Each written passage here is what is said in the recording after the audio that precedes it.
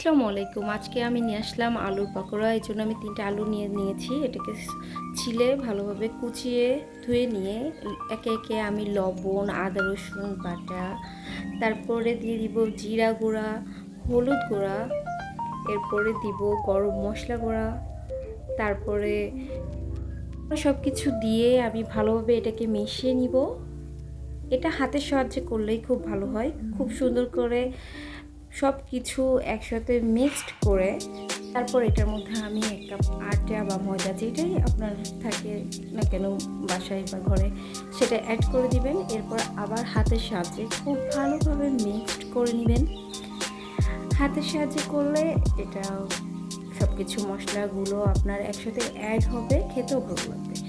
এরপর আমি ফ্রাই প্যানে গরম তেল বসিয়ে নিয়েছিলাম। তেলটা যখন ফুটে উঠেছে তার মধ্যে আমি একে একে আমার আলুর পাকোড়াগুলো সেঁকে দিয়ে দিচ্ছি।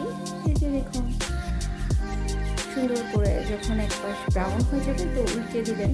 তারপরে একে একে এইভাবে সবগুলো ভেজে নেবেন। আরেক পাশ হলে আবার উল্টিয়ে দিবেন।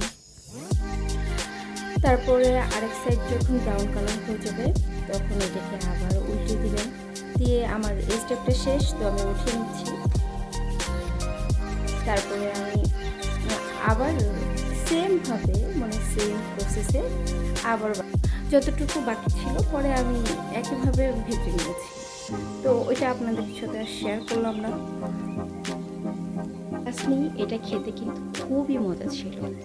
আপনি বাসায় এটা ট্রাই করতে পারেন বা বিকেলে নাস্তাতেও ট্রাই করতে পারেন। সবাই অনেক খুশি হবে এবং আপনারা অনেক খুশি হবে।